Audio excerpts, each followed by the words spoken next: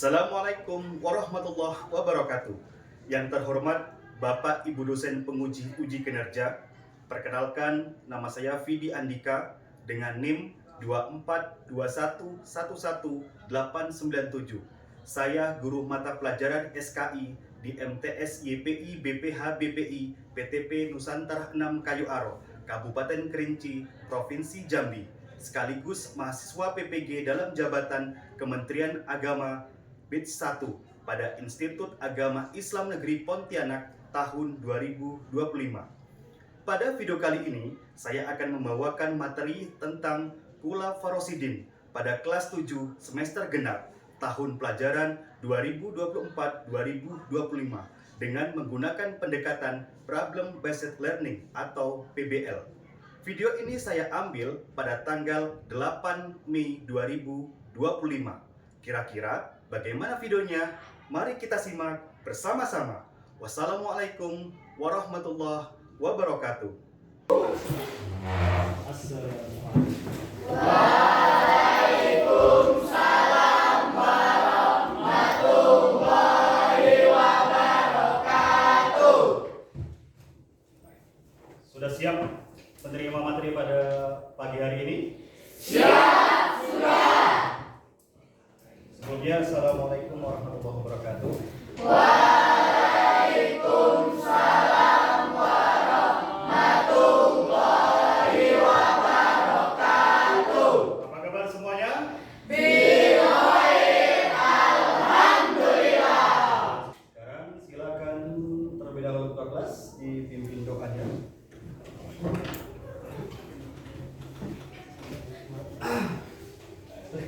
Sebelum belajar mulai kita berdoa, doa mulai.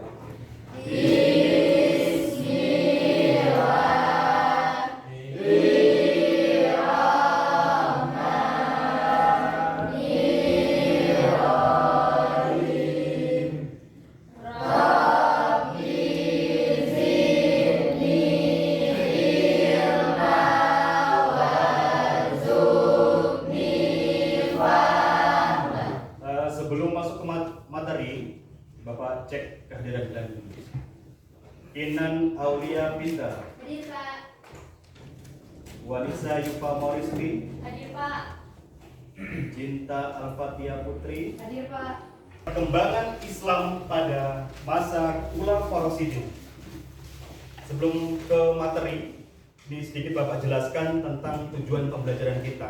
Nanti ada beberapa pertemuan kita akan membahas tentang Kula Farosidin. Yang pertama, nanti di sini kalian tujuannya menjelaskan pengertian Kula Farosidin. Nanti dari segi bahasa dan istilah nanti apa, nanti kalian bisa menjelaskannya. Terus menganalisis ya atau menggambarkan perkembangan Islam pada masa Kula Farosidin. Nanti di video ini nanti kalian tolong disimak, apa-apa nanti yang sekiranya penting bisa dicatat di buku catatan kalian masing-masing. Ya.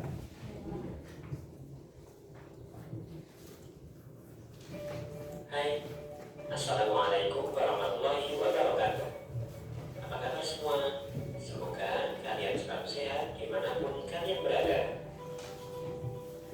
Berbicara mengenai Khulafaur Rasyidin, kita tidak akan pernah lepas dari membicarakan orang-orang hebat seperti berikut ini. Ada Abu Bakar As-Siddiq, Umar bin Khattab, Utsman bin Affan, dan Ali bin Abu Thalib. Apa sih keistimewaan mereka sehingga mampu mencatatkan sejarah dalam perkembangan Islam? Untuk mengetahui jawabannya, yuk simak terus video kita kali ini.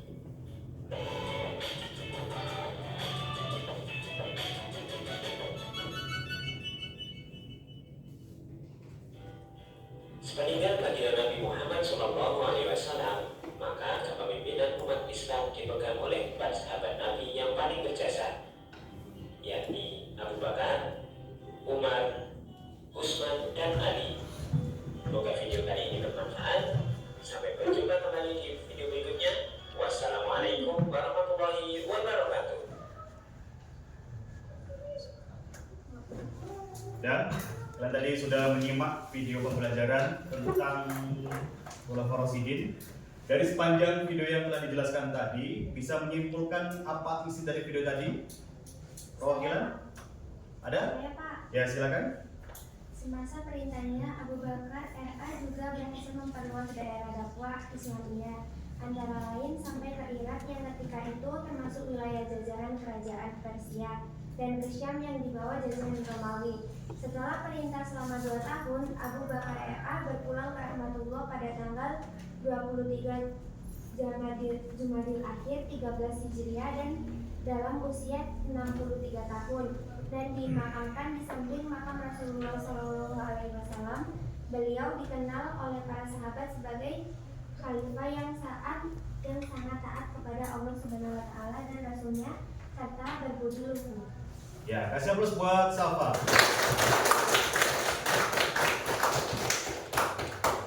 Nah, sudah.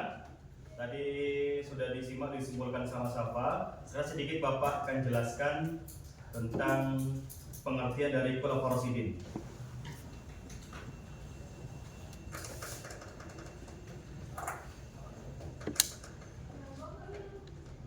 Nanti yang ingin dicatat silakan. Di buku juga ada itu.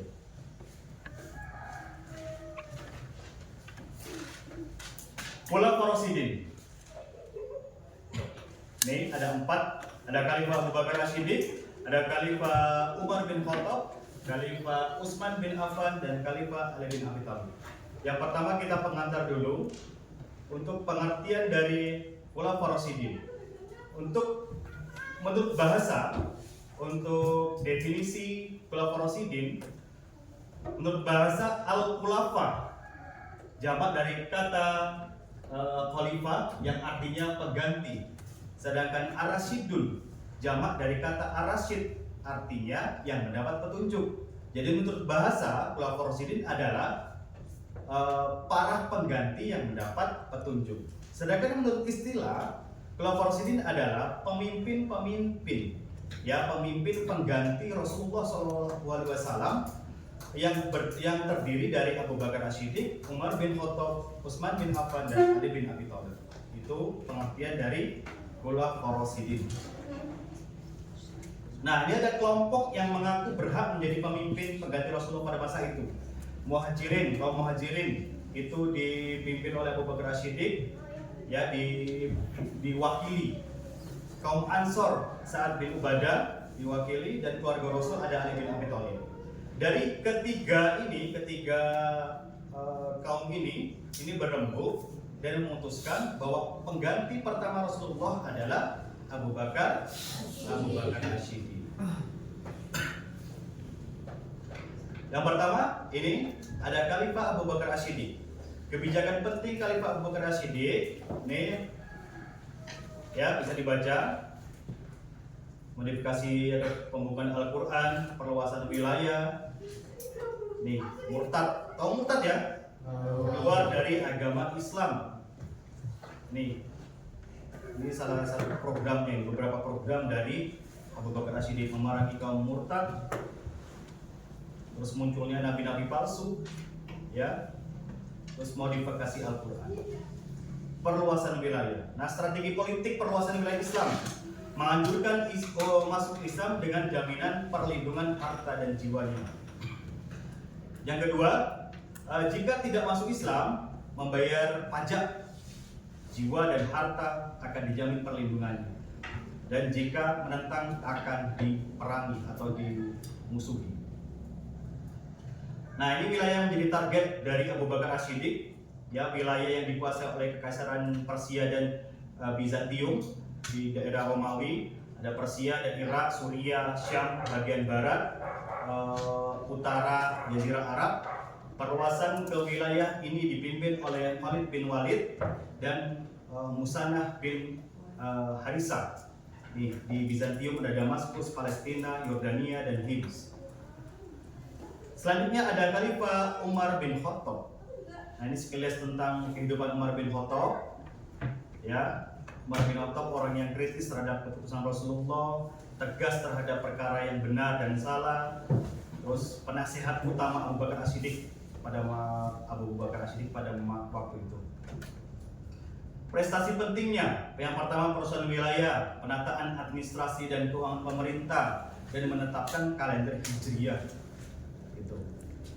Perusahaan wilayah, ada wilayah Suriah, ada Persia, ada Mesir, Afrika, dan Eropa Timur. Penata administrasinya, administrasi dan keuangan pemerintahan, Baitul Mal, ya, sebagai lembaga yang menguasai keuangan negara, Dewan Perang Lembaga Administrasi Ketentaraan, pengajian pertama bagi pegawai pemerintah, santunan yang diberikan kepada seluruh rakyat berdasarkan lamanya memeluk Islam. Jadi semakin lama semakin besar untuk tunjangannya. Menetapkan kalender hijriah. Awal perhitungan tanggal tahun hijriah itu berdasarkan hijrah Rasul ke Madinah. Hijrah adalah simbol titik balik kemenangan Islam. Hijrah menandai pembagian surat-surat Al-Quran, dan hijrah menandai 2 periode dakwah, periode Mekah dan periode Madinah. Yang ketiga ada Khalifah Utsman bin Affan. Ini sekilas tentang Utsman bin Affan, ya. Utsman bin Affan dipilih menjadi khalifah berdasarkan tim yang dibentuk oleh Umar pada saat itu. Ini ada Utsman bin Affan, ada Ali bin Abi Thalib, Talha bin Ubaidillah, Zubair bin Awan, Abdurrahman bin Auf, dan Sa'ad bin Abu Waqqas. Prestasinya ada modifikasi Al-Quran, renovasi Masjid Nabawi, pembentukan angkatan laut, dan perluasan wilayah. Ini ya, modifikasi Mushaf Al-Quran. Jadi setiap khalifah itu mempunyai program untuk memodifikasi Al-Quran, untuk memperbarui. Ini renovasi Masjid Nabawi, pembentukan angkatan laut. Ini meliputi Azerbaijan dan Armenia, perluasan wilayah. Dan yang terakhir, Khalifah Ali bin Abi Thalib. Peristiwa penting terjadi setelah pemerintahan Khalifah Utsman berakhir. Ya, sebelum Ali bin Abi Thalib dilantik menjadi khalifah, terjadi fitnah di dalam kalangan umat Islam di Basra, Mesir, dan Kufah. Yang menjadi provokatornya adalah Abdullah bin Sabah. Ya, sekelompok umat Islam memilih Ali bin Abi Thalib yang menggantikan kekhalifahan Utsman. Tetapi Muawiyah bin Abu Sufyan menolak hal tersebut. Muawiyah menuntut pembunuhan Utsman diusut. Itu kan Utsman kan dibunuh itu. Tetapi kelompok Ali menginginkan pergantian kepemimpinan dulu, baru mengusut pembunuhan Utsman. Hal inilah yang memicu perpecahan di kalangan umat Islam. Akhirnya Ali bin Abi Thalib diangkat menjadi khalifah menggantikan Utsman bin Affan, meski ada kelompok yang menentang. Siapa yang menentang? Muawiyah bin Abu Sufyan. Ini kebijakan dari Ali bin Abi Thalib. Ya, ada pergantian pejabat yang tidak memiliki integritas, membenahi keuangan negara, memajukan bidang ilmu bahasa, bidang pembangunan. Nah, ibrohnya, lanjut ke ibrohnya atau hikmah yang bisa kita ambil dari kepemimpinan Khulafaur Rasyidin.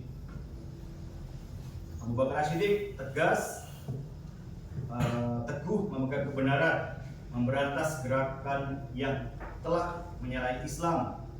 Umar bin Khattab mengenalkan nilai-nilai demokrasi dalam Islam, mengutamakan kepentingan rakyat, pejabat dipilih berdasarkan kecakapan. Utsman bin Affan lemah lembut, mementingkan tindakan damai, memperhatikan kepentingan rakyat. Ali bin Abi Thalib disiplin, tegas, keras, membela kebenaran, mementingkan keputusan yang telah disepakati, dan mengutamakan kebenaran. Nah, ini gaya kepemimpinannya. Kalau Abu Bakar orangnya lembut dan tegas. Umar cerdas, tegas, mementingkan rakyatnya. Utsman soleh, penyantun, sabar. Ali tegas, mengutamakan kebenaran. Mudah-mudahan kalian termasuk golongan sikap dan kepribadiannya kayaknya seperti itu, ya.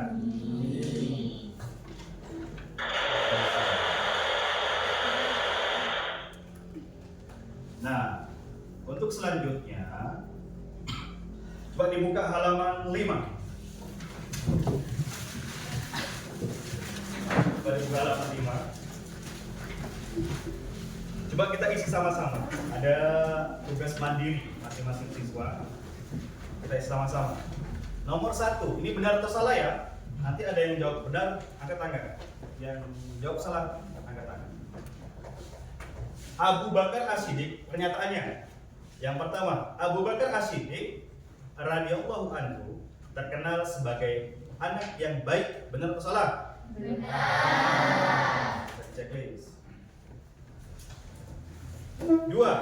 Abu Bakar As-Siddiq dilahirkan 2 tahun kurang sebelum kelahiran Nabi Muhammad. 3. Gelar As-Siddiq diberikan para sahabat Rasulullah SAW kepada Abu Bakar As-Siddiq karena selalu membenarkan apa yang dilakukan dan dikatakan Rasulullah dalam segala hal. Benar atau salah? Benar.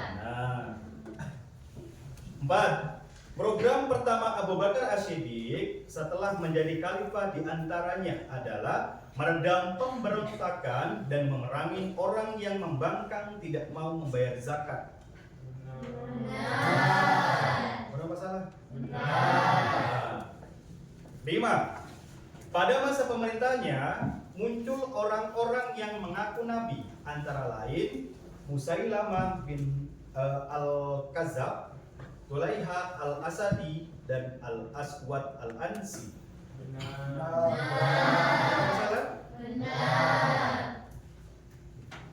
Benar. Nomor 6. Untuk meluruskan akidah orang-orang murtad, Abu Bakar As-Siddiq mengirim 10 pasukan perang ke 10 daerah tujuan. Yang benar? Yang benar? Yang benar? Yang benar? 9. Nomor 8. Pelaksanaan pengumpulan dan penulisan ayat-ayat Al-Quran dipimpin oleh Zaid bin Sabit. Nah, Abu Bakar As-Siddiq memerintah selama 3 tahun. Yang betul berapa tahun? Yang betul berapa tahun? 2 tahun. Iya. 2 tahun. Abu Bakar As-Siddiq meninggal pada usia 63 tahun. Lagi untuk lebih pahamnya lagi, Bapak bagi kelompok kalian, ya. Masing-masing kelompok nanti ada berapa orang? Ada 4 kelompok. Jadi kan kita ada khalifah 4 orang. Jadi masing-masing kelompok, ini kelompok Abu Bakar, ini kelompok Umar, ini kelompok Utsman, ini kelompok Ali. Silakan di kelompoknya masing-masing.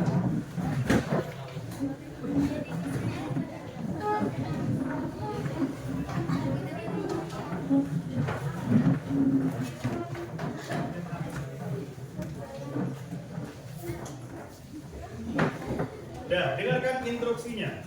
Nanti masing-masing kalian itu akan mempresentasikan. Sebelumnya nanti kalian tolong dipahami untuk masing-masing kelompok. Nanti masing-masing ke depan ya. Masing-masing kelompok ke depan. Nanti mempresentasikan materi kalian. Di kelompok Abu Bakar berarti materinya Abu Bakar. Ini kelompok Umar berarti dibaca nanti kelompok Umar. Ya, materi Ustaz Umar. Ini kelompok Utsman berarti nanti kalian baca Utsman. Ini kelompok Ali. Nanti baca-baca di materi kalian. Ya, Bapak kasih waktu 10 menit bisa untuk membahas. Jadi nanti setiap kalian maju presentasi, nanti ada kelompok lain yang memberi pertanyaan. Gitu. Satu pertanyaan aja lah, nggak usah banyak-banyak. Paham? Siapa? Silakan didiskusikan. Yuk, lanjut. Assalamualaikum warahmatullahi wabarakatuh. Waalaikumsalam warahmatullahi wabarakatuh. Baiklah, kami dari kelompok Abu Bakar ingin mempresentasikan hasil diskusi kelompok kami yang akan disampaikan oleh Jihan.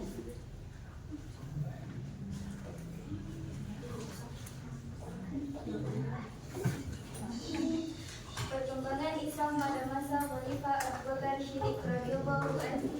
Sejak kecil, Abu Bakar Siddiq radhiyallahu anhu terkenal sebagai anak yang baik. Perilakunya yang lemah, lembut, jujur dan sabar membuatnya disenangi masyarakat. Karena sifat-sifatnya yang mulia itulah, sejak masa remajanya ia sudah bersahabat dengan Nabi Muhammad SAW. Ia dilahirkan 2 tahun 1 bulan setelah kelahiran Nabi Muhammad SAW. Ia terkenal dengan julukan Abu Bakar radhiyallahu anhu. Sedangkan gelar Siddiq diberi oleh para sahabat karena ia selalu membenarkan Rasulullah SAW dalam segala hal. Dialah yang menemani Nabi Muhammad di Gua Sur dan orang yang pertama kali memeluk Islam dari kalangan orang Muslim. Tentang Abu Bakar radhiyallahu anhu, Rasulullah SAW bersabda, "Sungguh orang yang paling dekat kepadaku persahabatan dan hartanya ialah Abu Bakar. Andai kata aku boleh memilih teman di antara umatku, maka akan kupilih Abu Bakar. Tetapi kecintaan dan persaudaraan dalam Islam cukup memadai. Tidak ada satupun pintu dalam masjid yang terbuka kecuali pintu Abu Bakar." Hadis riwayat Bukhari. Sampai saat ini di Masjid Nabawi, Madinah masih ada sebuah pintu yang disebut pintu Abu Bakar radhiyallahu anhu, yaitu pintu yang selalu beliau melalui semasa hidupnya jika masuk ke masjid melalui rumah beliau. Tidaklah mengherankan jika sewaktu Nabi Muhammad sakit, ia percaya oleh para sahabat menjadi imam sholat. Juga pantaslah apabila kaum muslimin kemudian memilihnya sebagai khalifah atau pemimpin setelah Rasulullah SAW wafat. Selanjutnya adalah sesi tanya jawab. Silakan untuk kelompok lain yang ingin bertanya. Ada yang ingin bertanya? Silakan berdiri. Ada maju sini.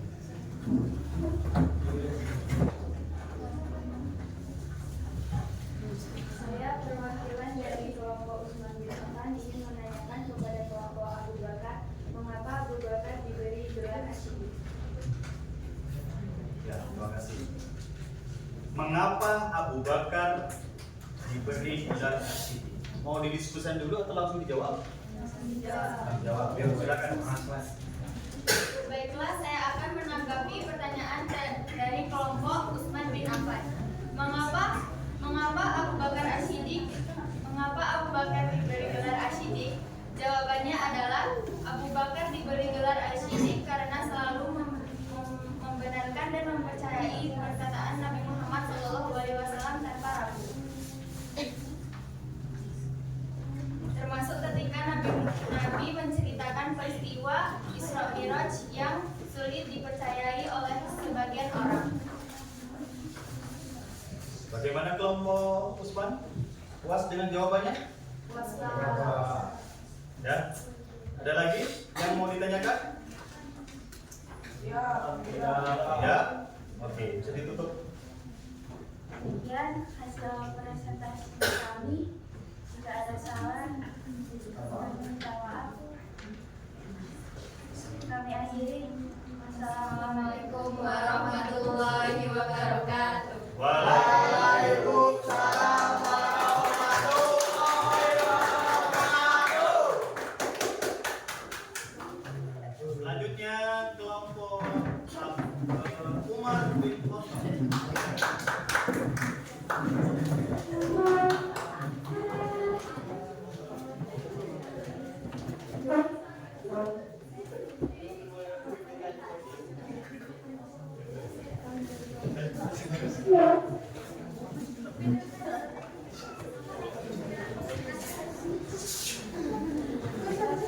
Yuk, Sarah.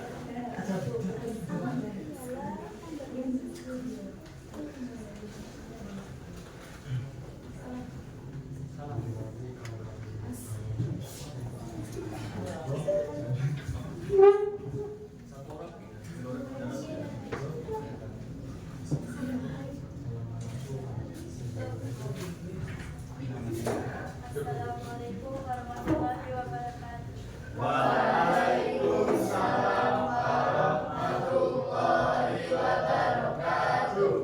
Kami dari kelompok Umar bin Khattab ingin menyampaikan hasil diskusi dari perkembangan Islam pada masa Khalifah Umar bin Khattab yang akan disampaikan oleh Perkembangan Islam pada masa Khalifah Umar bin Khattab radhiyallahu anhu. Umar bin Khattab radhiyallahu anhu lebih muda 13 tahun dari Nabi Muhammad SAW. Sejak usia ia sudah terkenal cerdas dan pemberani, tidak pernah rampok menyatakan kebenaran di hadapan siapapun.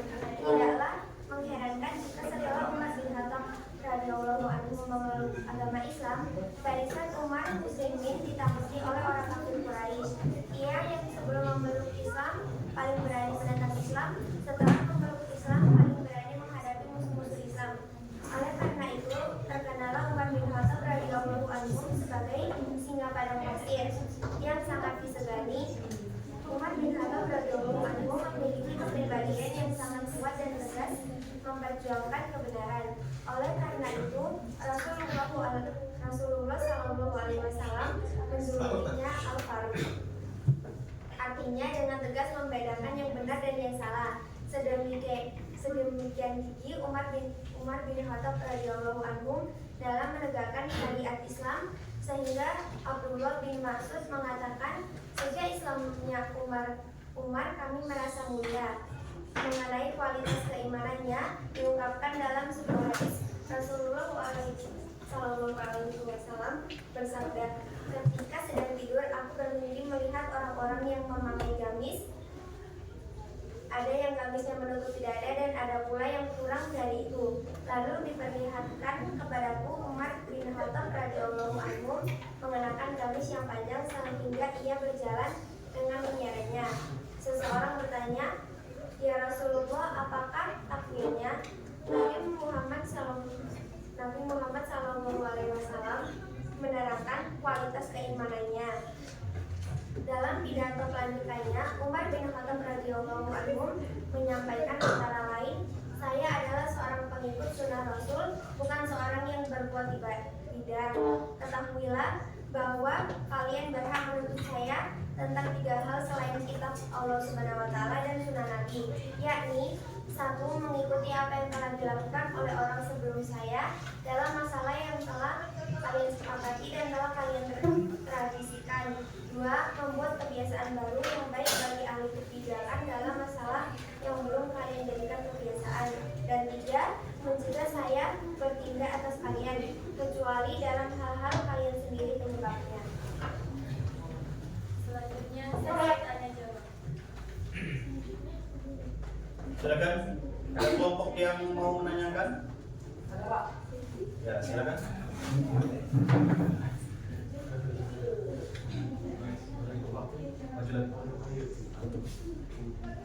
Saya perwakilan dari kelompok Ali bin Abi Thalib.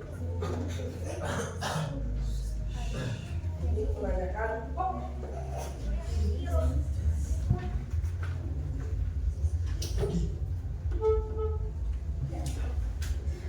ke kelompok Umar bin Khattab.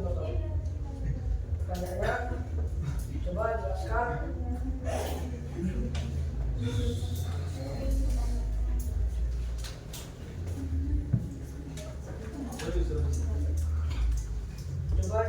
bagaimana sikap Umar bin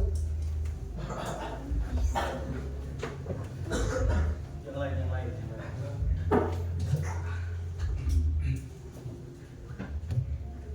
Coba jelaskan bagaimana sikap Umar bin Khattab terhadap rakyatnya yang mengalami kesulitan. Terima kasih. Bagaimana sikap Umar bin Khattab kepada rakyatnya dalam mengalami kesulitan? Mau dijawab langsung atau mau didiskusikan dulu? Jawab langsung, silakan. Baiklah, saya akan menanggapi pertanyaan dari kelompok Ali bin Abi Thalib.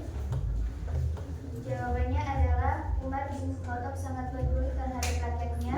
Beliau sering berkeliling untuk mengetahui kondisi rakyat secara langsung. Salah satu kisah terkenal adalah ketika beliau memikul sendiri karung gandum untuk diberikan kepada seorang ibu dan anak-anaknya yang kelaparan. Seperti bagian dari itu ya. Gimana kelompok Ali? Puas dengan jawabannya? Yes. Bisa ditutup. Atau ada lagi yang mau ditanyakan? Siap. Tutup. Presentasi kami.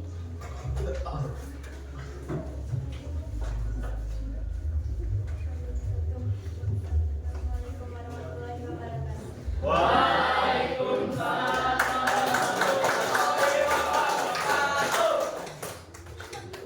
Selanjutnya, mari sama-sama kita dengarkan presentasi dari kelompok Usman bin Affan.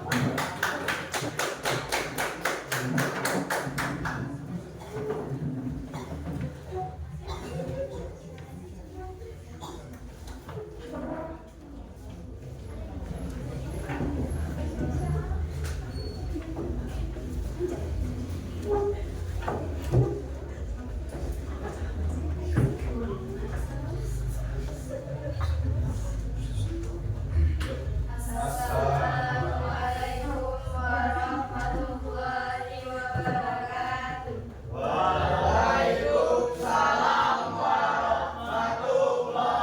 wabarakatuh.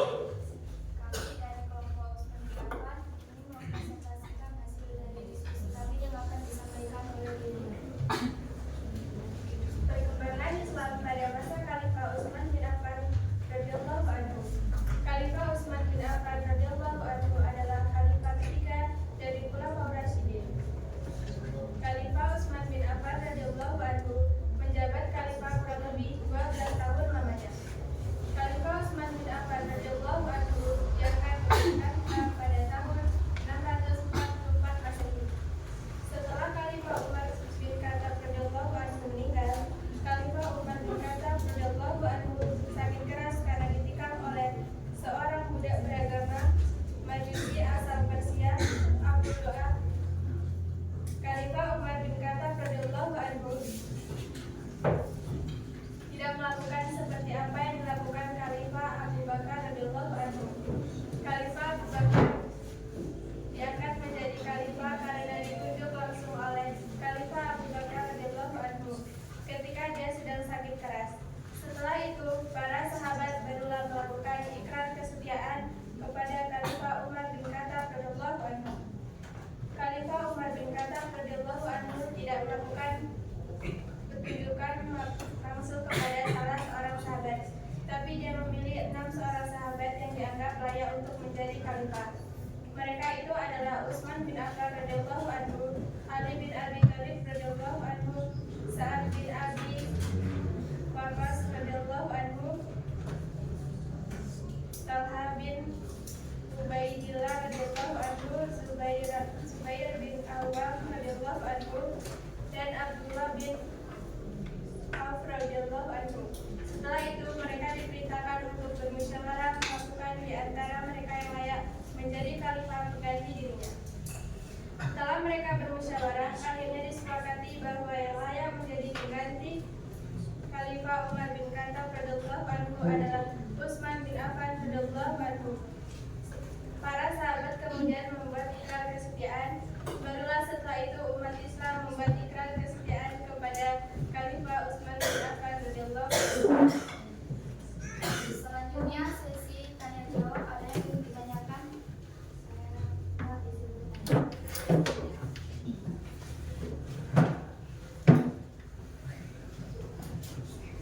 Saya perwakilan dari kelompok Umar bin Khattab ingin bertanya kepada kelompok Usman bin Affan.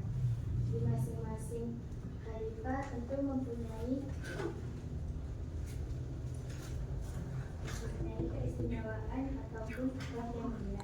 Yang saya tanyakan, sebutkan 3 contoh akhlak mulia yang dimiliki khalifah Usman bin Affan. Baiklah, saya akan menanggapi pertanyaan dari Bapak Umar bin Khattab. Sebutkan 3 akhlak mulia yang dimiliki oleh Utsman bin Affan. Yang pertama, dermawan. Beliau banyak menyumbangkan hartanya untuk kepentingan umat Islam. Yang kedua, pemalu. Bahkan Rasulullah SAW pun merasa malu kepada beliau. Yang ketiga, rendah hati. Beliau tidak sombong meskipun memiliki kekayaan yang berlimpah.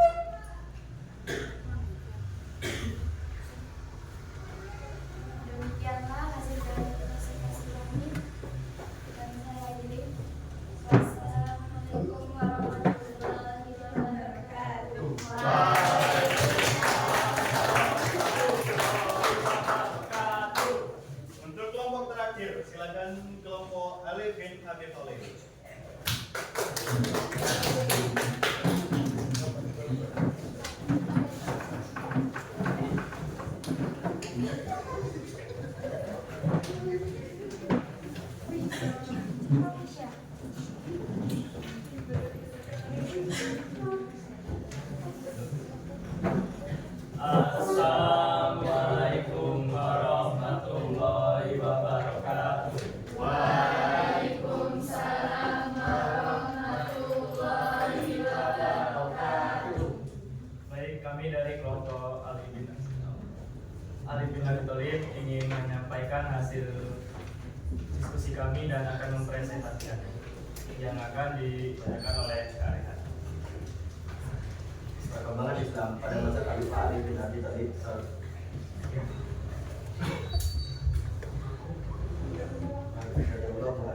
Menurut para sejarawan, Ali bin Abi Thalib radhiyallahu anhu lahir pada 10 tahun sebelum masa kenabian Nabi Muhammad SAW.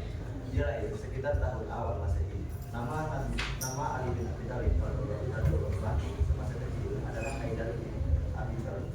Haidar yang berasal Singa adalah harapan keluarga untuk mempunyai penerus yang dapat menjadi tokoh berani dan sekali di antara kalangan. Ali bin Abi Thalib radhiyallahu anhu adalah sepupu Nabi Muhammad SAW. Dia sudah masuk Islam ketika masih kanak-kanak. Saat itu Nabi mengajak Bani Abdullah Muttalib, tetapi tidak ada yang menerima ajakan Nabi Muhammad SAW kecuali Ali. Sesungguhnya itu, bahkan paman Nabi Muhammad SAW sendiri, Abu Lahab, justru menjadi penentangnya. Ya, perhatikan. Sebelum ditutup, sini Bapak akan simpulkan dari pembahasan yang kita bahas pada pagi hari ini. Untuk yang pertama, pengertian dari Khulafaur Rasyidin menurut bahasa adalah orang-orang yang mendapat petunjuk. Sedangkan menurut istilah, Khulafaur Rasyidin adalah para pengganti dan penerus kepemimpinan Islam setelah Rasulullah SAW wafat. Khulafaur Rasyidin itu adalah Abu Bakar As-Siddiq, Umar bin Khattab, Utsman bin Affan, dan Ali bin Abi Thalib. Khulafaur Rasyidin diangkat melalui proses yang berbeda-beda. Dari Abu Bakar sampai Ali bin Abi Thalib itu mempunyai atau diangkat melalui proses yang berbeda. Yang pertama, kalau Abu Bakar As-Siddiq itu diangkat berdasarkan musyawarah antara kaum Muhajirin, Ansor, dan kerabat Nabi tadi. Kalau untuk khalifah yang kedua, Umar bin Khattab dipilih berdasarkan petunjuk atau penunjukan langsung. Yang menunjuk adalah Khalifah Abu Bakar As-Siddiq yang disetujui oleh semua umat Islam. Yang ketiga, Khalifah ketiga adalah Utsman bin Affan yang dipilih melalui tim formatur yang dipilih oleh Khalifah Umar bin Khattab. Dan sedangkan yang Khalifah yang terakhir adalah Khalifah Ali bin Abi Thalib yang dipilih oleh sebagian besar umat Islam. Oke, biar lebih semangat lagi semuanya. Tepuk semangat.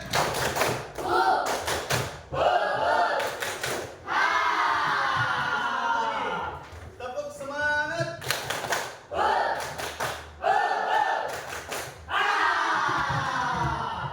Nah, demikianlah untuk pertemuan kita pada pagi hari ini. Mudah-mudahan apa yang kita sampaikan atau Bapak sampaikan, kalian sampaikan tadi, jika ada hal-hal penting atau bisa kita terapkan dalam kehidupan sehari-hari dan dapat kita ambil ibrohnya atau manfaatnya atau hikmahnya dalam materi Khulafaur Rasyidin tadi. Ya, demikianlah yang pertemuan kita pada pagi hari ini. Lebih dan kurang Bapak mohon maaf. Kita sambung minggu depan. Wassalamualaikum warahmatullahi wabarakatuh.